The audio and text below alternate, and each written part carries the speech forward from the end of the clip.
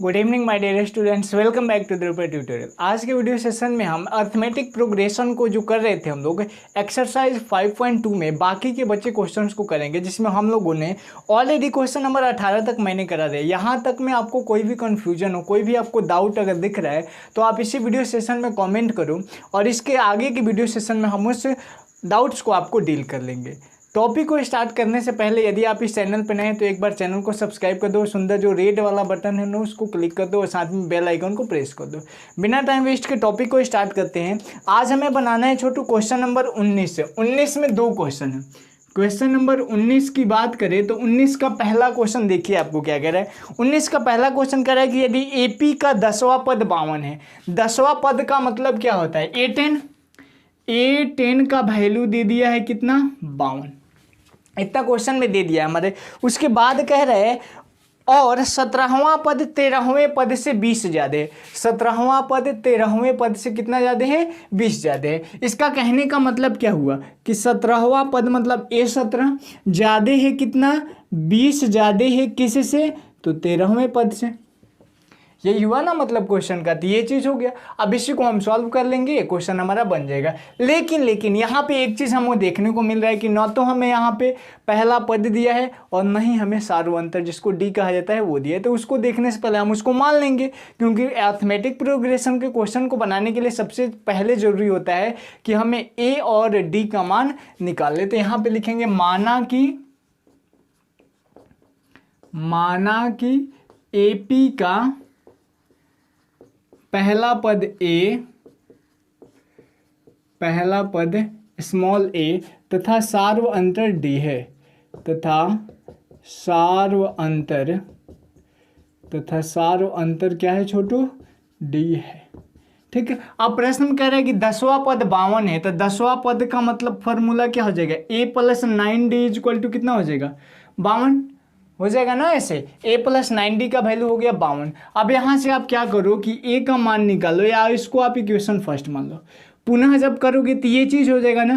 तो ये क्या हो जाएगा? A17, क्योंकि क्वेश्चन में कह रहा है कि 17वां पद 13वें पद से 20 ज़्यादा। यही क्वेश्चन में कह रहे हैं ना। हाँ, 17वां पद 13वें पद से 20 ज़्यादा है।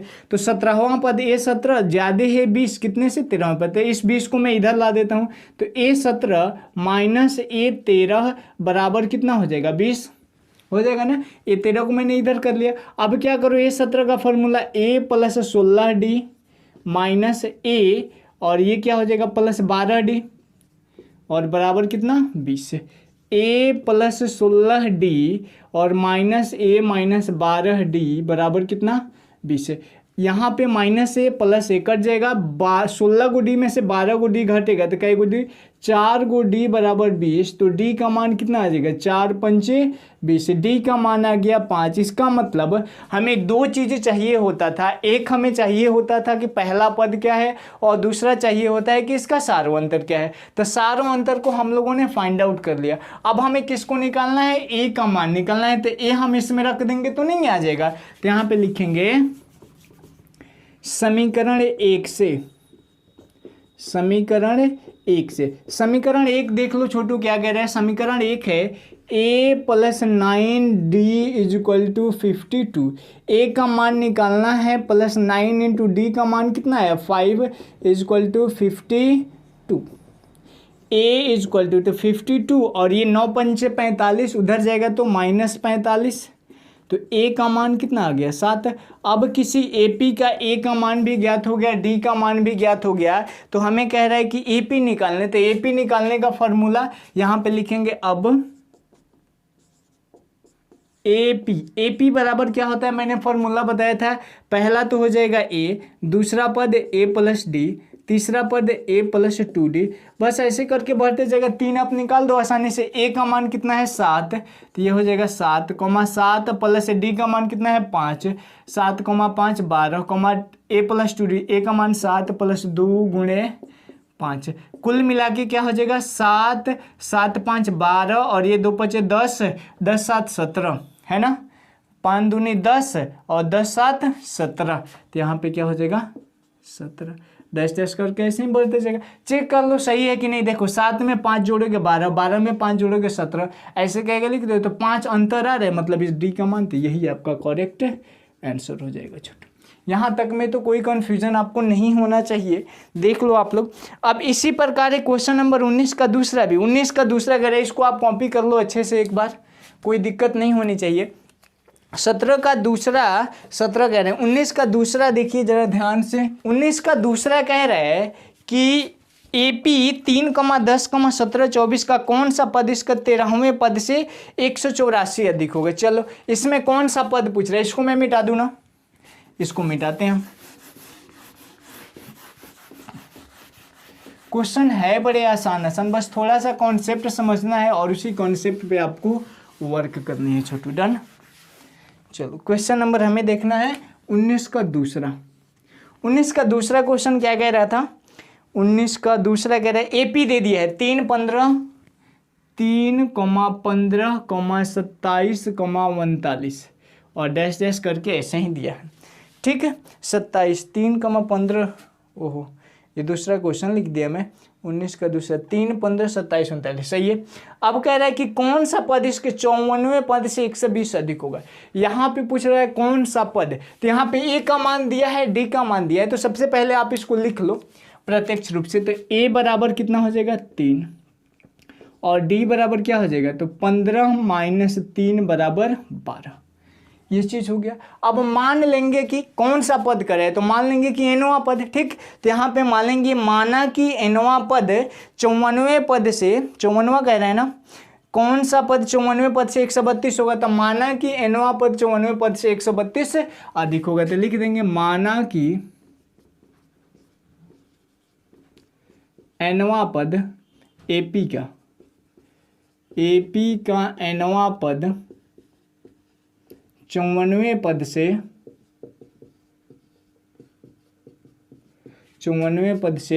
132 अधिक है, 132 अधिक है। अब इसी स्टेटमेंट के आधार पे आपको एक इक्वेशन बना लेना है। कह रहा है nवां पद 54वें पद से 132 अधिक था। nवां पद मतलब क्या हो जाएगा, an। ठीक, यहाँ पे थोड़ा सा और ऊपर लिखते हैं, n हो जाएगा nवां पद 54वें पद से 132 अधिक था। यह अधिक है कितना, 132 अधिक है कितने से, 54वें पद से, तो मतलब A प्लस 53D, या फिर सिंपली लिख लो एक स्टेप, A 54 से। कह रहा है कि nवां पद 54वें पद से 132 अधिक। अब इसको सॉल्व कर लो। an का फॉर्मूला क्या होता है, तो A + n - 1 × D बराबर A 54 का, तो A + 53D हो जाएगा ना, और प्लस 132 है तो प्लस 132। A का मान क्वेश्चन में 3 + n - 1 × D का मान 12 बराबर A का मान देख लो तो कितना है 3 और प्लस 53 × B का मान 12 और प्लस 132। अब इसी को सॉल्व करेंगे, n का मान निकलेगा, आंसर हो जाएगा। चलो इस 3 को हम उधर भेज देते हैं या फिर ऐसे ही रहने दो। 3 प्लस इसको गुणा कर लो तो 12n - 12 बराबर, यहाँ पे 3 प्लस ये 12 में 53 से गुणा करेंगे तो 12 3 36 का 6 कैरी हुआ 3 और 12 25 60, 60 3 63 और प्लस 132 12n। ठीक है, और ये 12 में से 3 घटेगा तो कितना हो जाएगा 9, तो -9 और ये बराबर हो जाएगा, ये सबको जोड़ देते हैं तो 2 और 6 8 3 11 का 1 हाथ में लगा 1 3 3 6 6 1 7 और यहाँ पे 6 7 और 1 6 और 7 771। मतलब 12n बराबर 771 और ये -9 इधर रहेगा तो +9, 12n बराबर हो गया कितना आपका 780। ठीक है, 12n का मान हो गया 780। अब इसको कटा देते हैं, कटाएंगे तो क्या हो जाएगा 12 छके 72 और यहाँ पे कितना आ गया 72 6 और 12 पंचे 60, तो n का मान कितना आ गया 65 लिखेंगे। अतः AP का 65वां पद 54वें पद से 132 अधिक होगा। यही आपका आंसर हो गया। चलो 19 का दूसरा हो गया। 20 नंबर क्वेश्चन देख लो छोटू, सेम इसी प्रकार है जैसे 19 का दूसरा है। 20 नंबर क्वेश्चन में कह रहा है कि AP 3, 10, 17, 24 का कौन सा पद 13वें पद से 84 अधिक है। सिंपल है, बना लोगे। 20 नंबर क्वेश्चन भी सेम इसी बेस पे है, आप लोग ट्राई करोगे खुद से बन जाएगा। आज क्वेश्चन नंबर 21 में कह रहा है कि AP का चौथा पद शून्य है। मैं मिटा दूं इसको, कहना इरेज इट। चलो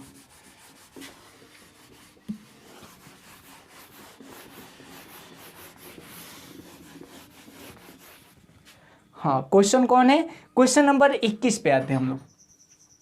21 नंबर क्वेश्चन को पहले ध्यान से पढ़ लीजिए, जिससे हमें पता चल जाएगा क्या क्या फाइंड आउट हमें करना है।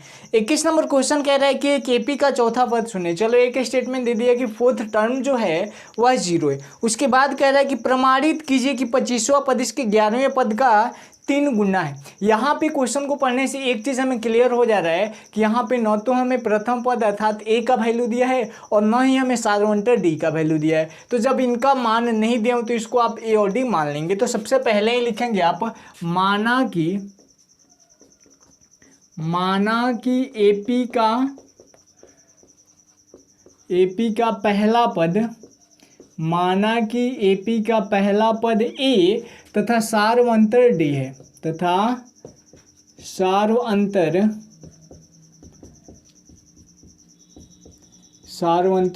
D है। अब इतना चीज कह दिया तो स्टेटमेंट क्वेश्चन में बोला है कि इसका जो चौथा टर्म है मतलब A4 का मान 0 है। अब A4 का फॉर्मूला आप पढ़े होंगे, क्या होता है, A + 3D होता है बराबर 0। A बराबर हो जाएगा -3D, इसको आप इक्वेशन फर्स्ट मान लो। उसके बाद अगेन क्वेश्चन में कह रहे हैं कि क्या कह रहा है क्वेश्चन में कि इसका 25वां पद है। तो 25वां पद मतलब A25, A25 11वें पद से 11वें पद के 3 गुना है ना, 11वें पद का 3 गुना है। तो A11 और इसका क्या है, ये 3 गुना है, हो गया। अब इसी को आपको सिद्ध करना है, यहाँ पे लिखोगे सिद्ध करना है, सिद्ध करना है। अब 2 तरीका है, एक तो आप इस LHS को ले लो, सॉल्व करो, एक वैल्यू आएगा RHS के ले लो, सॉल्व कर लो, दोनों वैल्यू आपस में बराबर रहेगा, वहाँ पे प्रमाणित लिखोगे। और दूसरा काम आप ये करोगे कि दोनों को ही साथ में सॉल्व करते जाओगे और बराबर हो। मैं दोनों को साथ में सॉल्व करता हूँ। A25 मतलब इसका फॉर्मूला क्या हो जाएगा, A + 24D बराबर 3 इंटू A11 का तो A + 10D। अब जहाँ जहाँ A है वहाँ पे आप -3D भर दीजिए, क्यों, क्योंकि समीकरण 1 से। तो लिखेंगे यहाँ पे A का मान क्या हो जाएगा, -3D + 24D बराबर 3 इंटू -3D + 10D, और कोष्ठ में लिख दोगे समीकरण 1 से,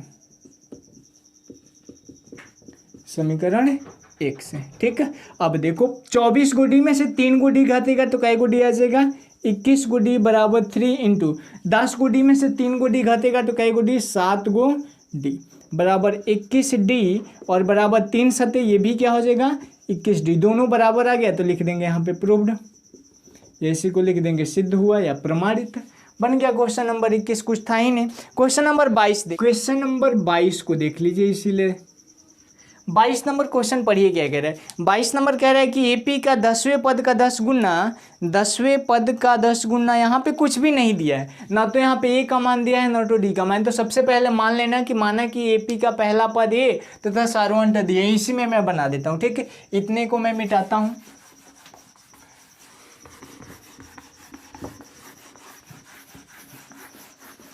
अब देख लो क्वेश्चन नंबर हमें देखना है 22 है। 22 में आपको इतना काम तो करना ही होगा। अब प्रश्न से आ जाओ, कह रहे हैं 10वें पद का 10 गुना, तो 10 इंटू 8n, 10वें पद का 10 गुना बराबर है किसके, 15वें पद के 15 गुना के, है ना। अब ये 10 है तो 10 इंटू इसका फॉर्मूला क्या होता है, A + 9D और बराबर हो जाएगा 15 इंटू A + 14D। यहाँ पे कटा सकते हो, 5 दूनी 10 और 5 तिहाई 15। अब देखो यहाँ पे कह रहे हैं गुणा कर दो, 2A + 9 दूनी 18D बराबर 3A और + 14 42D, ठीक है। अब A वाले को एक तरफ, सबको एक तरफ बुला लो, तो 2A - 3A - 18D sorry + 18D और -43D बराबर क्या हो जाएगा 0। अब यहाँ से देखो तुम 2a में से एक घटेगा तो ये कितना आएगा -a, और ये कितना आ जाएगा माइनस, यहाँ पे 13 में से 8 जाएगा तो 4, और ये फिर 24, d बराबर 0। यहाँ पे आप माइनस को कॉमन कर लो, माइनस कॉमन करेंगे तो a प्लस 24 d बराबर 0, माइनस जाके उधर खत्म हो जाएगा, मतलब a प्लस 24 d बराबर 0। अब क्वेश्चन को ध्यान से पढ़िए, लास्ट वाला क्वेश्चन कह रहा है कि दिखाएं कि इनका 25वां पद क्या है, शून्य है। तो 25वां पद का फॉर्मूला क्या होता है, a प्लस 24 d होता है ना। तो ये क्या हो गया, a 25 बराबर हो गया 0, यही आपका हो गया प्रूफ्ड। क्वेश्चन में कुछ था ही नहीं। 23 नंबर क्वेश्चन भी ऐसे ही है।